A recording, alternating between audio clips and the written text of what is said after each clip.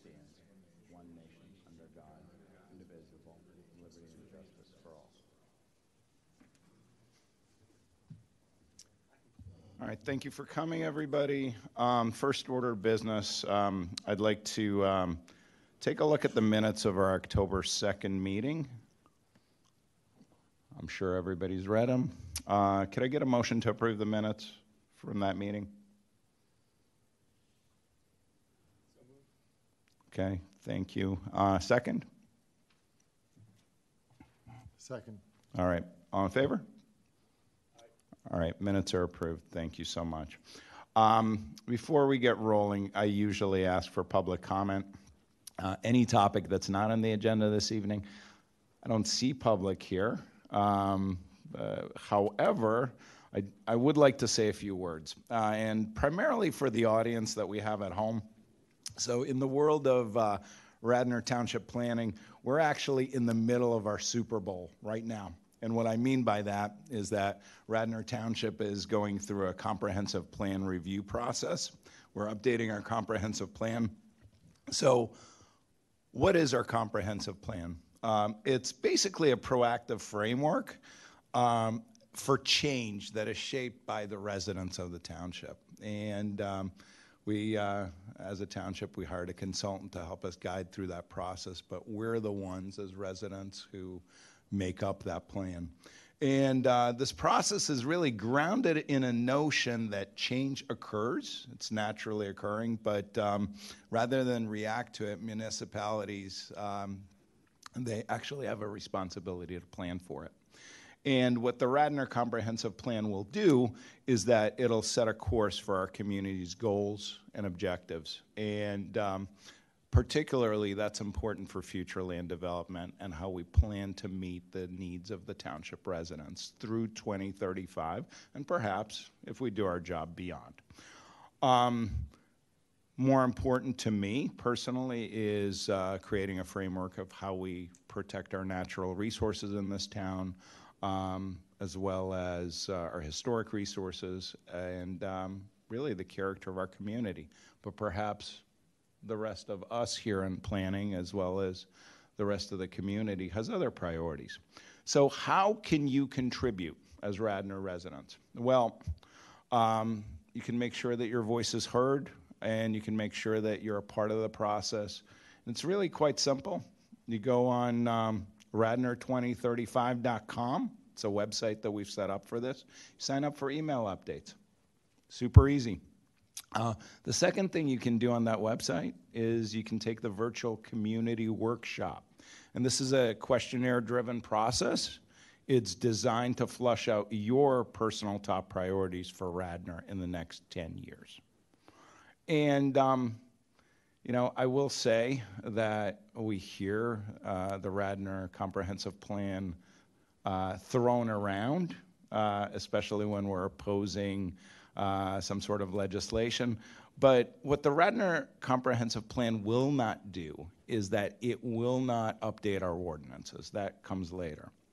But it is definitely a driver of future municipal legislation, and it is an indicator of where our township stands on change and what our development priorities are. So let me tie all this together for our applicant here. Tonight's applicant, Eastern University. They're here for a ZHB appeal, or an application, excuse me, as well as for land development. And as part of that, they are required to submit a long-range land development plan to us, and I'm happy to report that they've done that. But one of the requirements for that plan is that it shows how Eastern University's long-range development plan actually conforms with a township's comprehensive plan. That is why it's important that the township actually have a good, solid, and current comprehensive plan so that all of Radnor residents' voices are heard and the institutions in our township tie into that. So, our listening audience, please help participate in this process. Go online to radnor2035.com, sign up for the email updates, and take the virtual community workshop as well. Our future depends on it.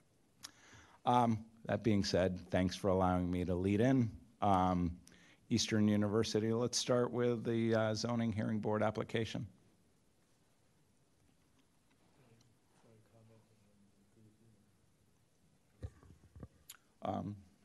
Why don't you make that comment now?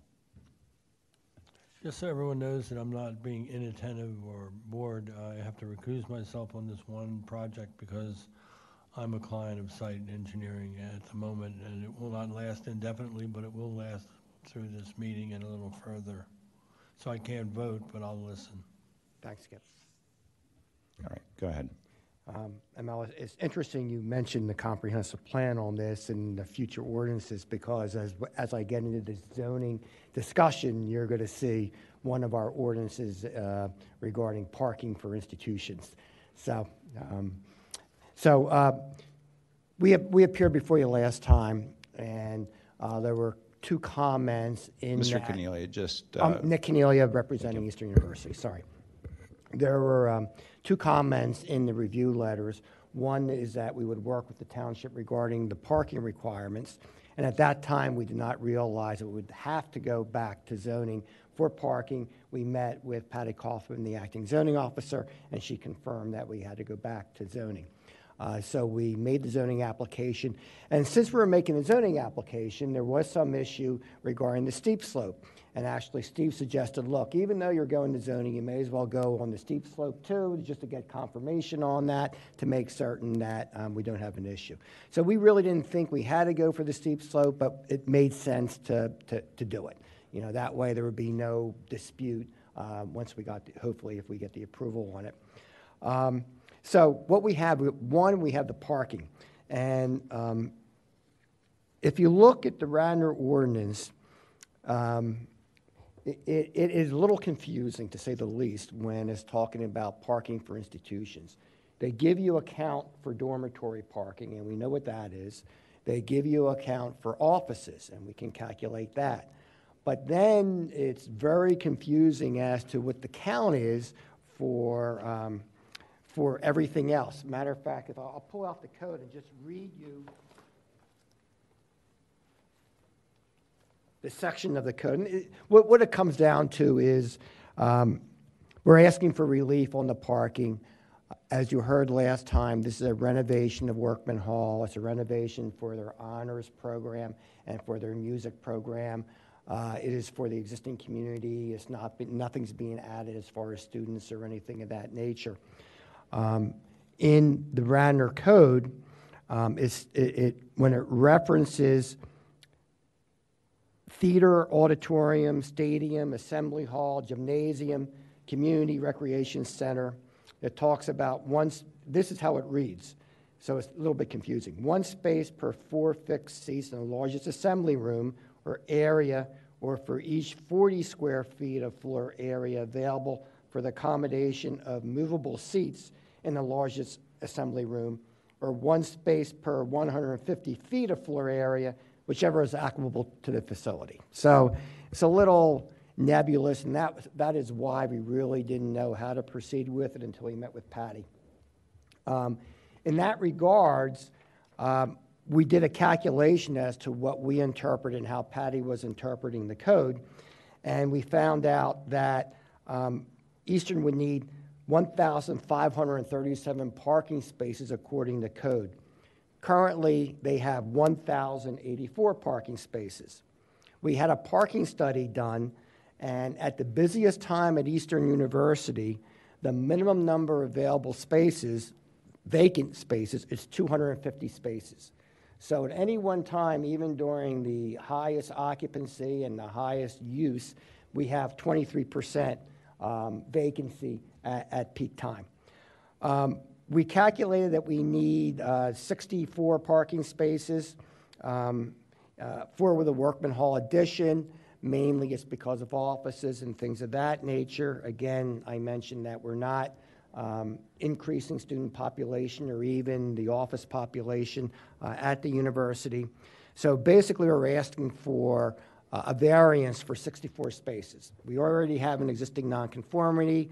In our mind, we're not really increasing the nonconformity, we're not really adding anything, but the new addition would require, under the code interpretation that the township's using, is 64 spaces.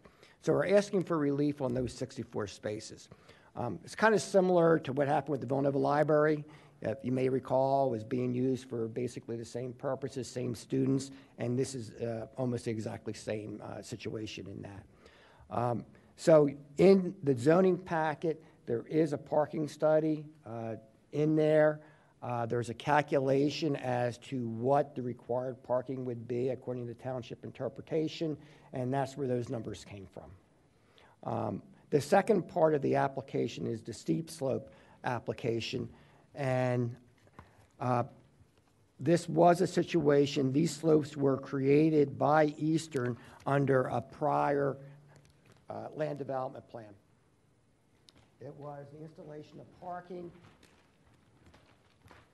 and this is A13 in the zoning packet. There you go.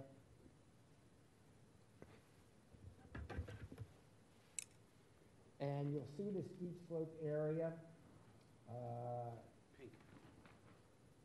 in the pink here. Here it is, on A14.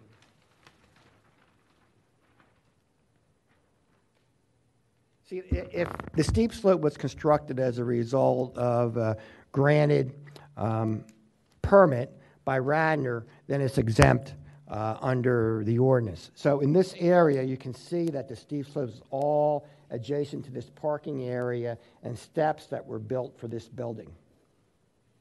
And I believe there's a little bit here, and I'll ask Rob to confirm. Are we disturbing steep slope here too, Rob? Or? Just slightly, yeah. Okay. So this was all built as a result, and you'll see it says asphalt parking lot right here. So this was all built as a result of prior approvals by the township. But again, you know, we're going to go to the zoning hearing board and just hopefully receive confirmation that they're legal man-made steep slopes. So there are two issues that we're going to zoning for. One is the parking issue, and one's the steep slope issue. Okay, got it. Let's do this the reverse way. On the steep slopes, can you quantify the disturbance? I'll let Rob go.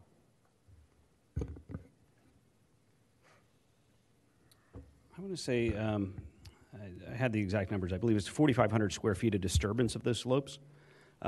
If we could switch to the computer for a second. I can show you a different exhibit. All right, let's see. So we saw all these.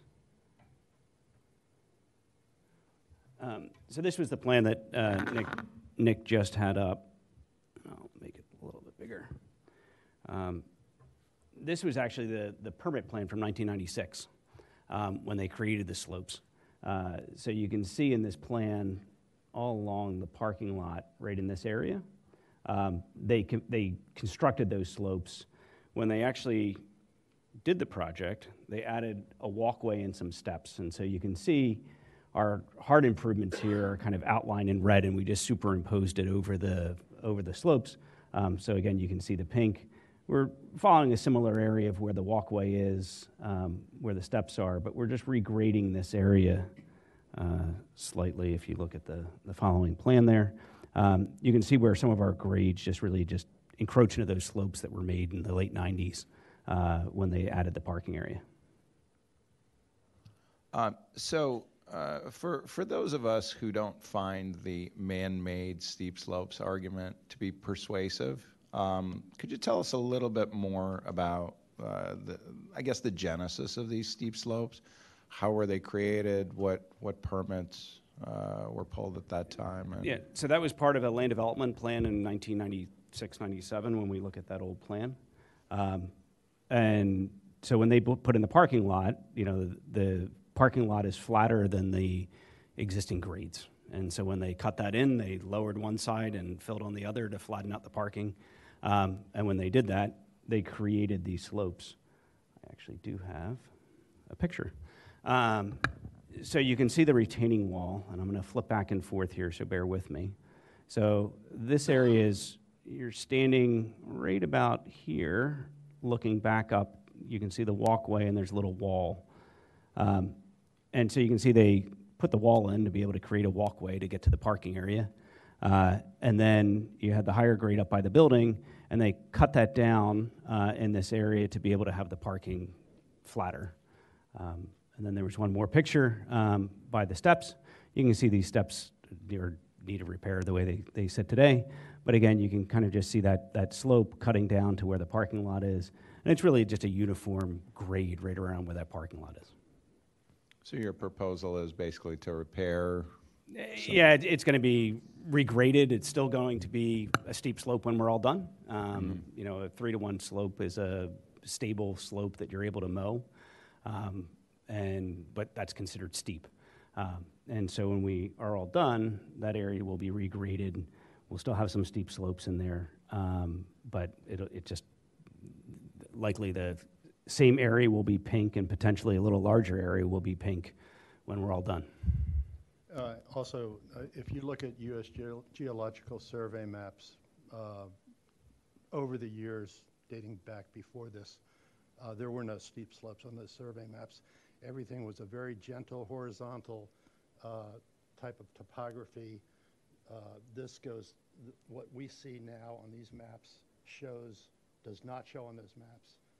It was obviously not there on those maps, and the gentleness of the slopes in general on the campus were consistent. So I would say there's no doubt in my mind that these are man-made.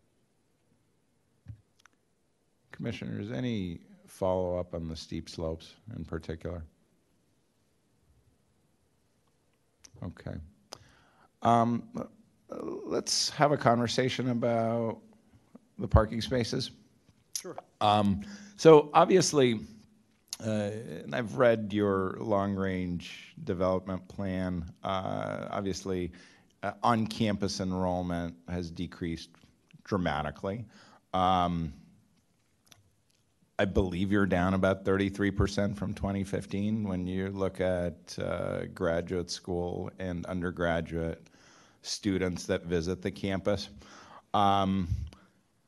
I'm not sure what the trajectory was of the number of employees on campus over that time period. Could you just fill us in on whether, I think your employee count today is about 500. What was it in 2015?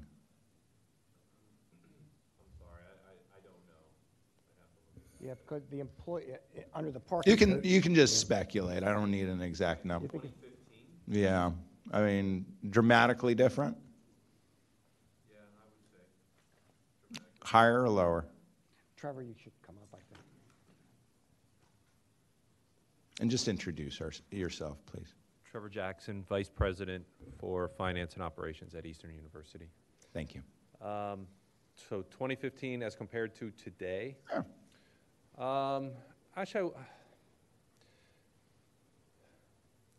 I apologize. I'm just not sure. I wasn't at the university in 2015. It's from 2015 up to COVID, they were in a downward trend. Okay. So no question about that. Since coming out of COVID, we are ramping back up just a little bit, but there was significant decrease from 15 into, I'll say, even 2019, that 4-year span. Sure. Pre-COVID. Got it. This wasn't an attempt to trick you. Oh, no, I don't feel that. Just trying to understand what the Sure. trajectory of population that's using the facility is at this time. Yeah. So just total enrollment today, including the off-campus folks, even strictly online? 23. In the report, but I'll defer to Trevor. I know we have a number for 2022 as 1518. That's undergraduate. Yeah, that's just campus. No, it's commuters too. What I'm asking is, I'm assuming a lot of your growth has been online, right? Correct. And I'm assuming that there's going to be some supporting staff that's been added to support that population as well, and maybe they're on campus? Yes and no. I would say it's kind of a wash. You are correct. With ramping up our online programs, there are additional staff. But with that, we are also have more working remote that can still do that in that regard. So I would definitely say it's about a wash with the increased staff, but we have more working from home deliberately for that reason. Okay, got it. So I know that one of your strategic imperatives is to significantly expand the number of and enrollment in flexed academic programs. I'm quoting your document. Just tell us a little bit more about what that looks like, particularly in terms of growth of students or staff coming to this campus in particular. Sure. So it is an initiative to grow those flex programs. Honestly, as it relates to this project, it's really not. I mean, the music and honors isn't part of our flex programming, but it's all online. The flex module is all online, and we have experienced some success with it up to this point. So it is an initiative to continue that growth because it is keeping us viable. Got it. Just a little bit more in terms of the additional space being contemplated. So Templeton Honors College is part of that, right? Also, according to your website, there's about 120 students at THC, right? Mm-hmm. Is there a plan to grow that number by using the additional space? We would, yes. We would anticipate with this additional space it would become a more attractive opportunity for students. Any idea by how many? I don't know. I can't say I've heard a number. Okay. To say if we have a target or anything like that. But I know it is definitely a place of opportunity for some growth. Mm-hmm. But I think really it's the current space, it's not adequate for an honors college, and what we're focused more on is retention, to be honest. Sure. And maintaining the numbers we have, and if we build a nice building, that more may come, and that would be good. But overall, it's the retention that we're really trying to focus on. I understand. Commissioners, what questions do you have? Nothing? Okay. All right, let's turn to staff. Mr. Phillips, do you have any additional comments that are not reflected in the review letter? I do not. Okay. How about Mr. Drummond? I do not either. Okay. Any public comment? So thank you for your presentation today. We understand that Eastern's enrollment growth is really a bright spot, I think, in the entire collegiate landscape, especially in Radnor. We certainly want to be mindful of that. We also, in my view, certainly as chair, we want to be very careful with parking, and I think being overparked is just as dangerous as being underparked. In my view, in this particular site, there's very little risk of spilling over to the adjoining neighborhoods, just where this property is sited. So I would be inclined to recommend to the zoning hearing board that they approve both on steep slopes as well as parking. The steep slopes, again, I'm not of the school that man-made steep slopes give you an automatic exemption, but the disturbance is minimal, and I would be inclined to recommend approval. Could I get a motion to approve? Second by Golis. All in favor? Aye. Aye. Opposed? Okay, one abstention. Okay. Mr. Lahota.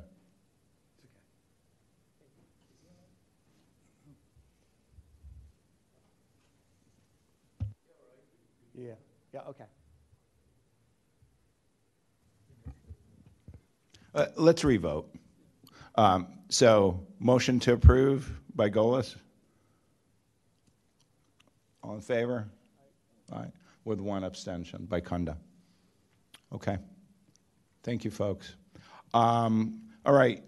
With respect to the second item, which is also Eastern University, Workman Hall, this is application 209942, land development. So just to clarify, the applicant is requesting preliminary and final approval? That's correct, as a waiver. There was two waivers. One was the 500 feet and one was preliminary final. Okay. I'm struggling with this a little bit. I think if we give you a recommendation for approval, you are pending zoning hearing board. And I personally find that perhaps, while there's not a lot of there, I'd be a lot more comfortable if you had zoning hearing board approval. So we would be able to grant preliminary and final approval at that time. That being said, I don't know where you stand on the clock. I would have to provide another extension to the township, and I would be willing to extend it through December. So it's needed for today. Oh, it's today? No, it was November 30th. I gave you the November 30th, I think. I know our records don't show that. I do, but we'll check. But yeah, if you I'll could, put it on the record that, I will give the township an extension until December 31st. But I'm almost positive I gave you a November 30th extension already. But it's okay. I mean, Just if you can mail something us in writing Sure. tomorrow. Yeah. Thank will you, do. Nick. thank you. Yeah, and I don't want to delay the project, but I think fair is fair. You want to get zoning hearing board approval first. We just gave you a unanimous vote of confidence with one abstention. But once you secure that, we'd be happy to see you in December. We understand the board's position. Okay, very good. All right, thank you. All right. Final item. 1 Pennsylvania Avenue Sewage Facilities Planning Module. Mr. Norsini, could you just lead us into this? Yes, sir. So this is really perfunctory in nature. So under the current sewage situation in Delaware County, even one single house, one EDU, must have a planning module. That's what this is for, affectionately known as John's Village Market at 1 Pennsylvania Avenue. And so this is just one of the many steps the builder has to go through. Patty Kaufman from Gannett Fleming, who administers the sewage planning program for us, has put this forth. So we're asking for the commission's signature as well as vote. So it would be your signature, but we do need a vote. And this is something that needs to move through, and there's no reason why it shouldn't, right? We're just looking for your signature to approve for one additional apartment at John's Village at 1 Pennsylvania Avenue. Could I get a motion to authorize me to sign the sewage facilities planning module for 1 Pennsylvania Avenue? I make a motion for you to sign Yeah, Nick did. He gave us like. Can you, All right, motion by Nat. Second by Kunda. All in favor? All right, unanimous. All right, I think that concludes our business for this evening. Motion to adjourn. All in favor? All right, thank you. Good night. Yesterday. I think we just broke a record. It said in my spreadsheet from Gannett, it was 11. I think it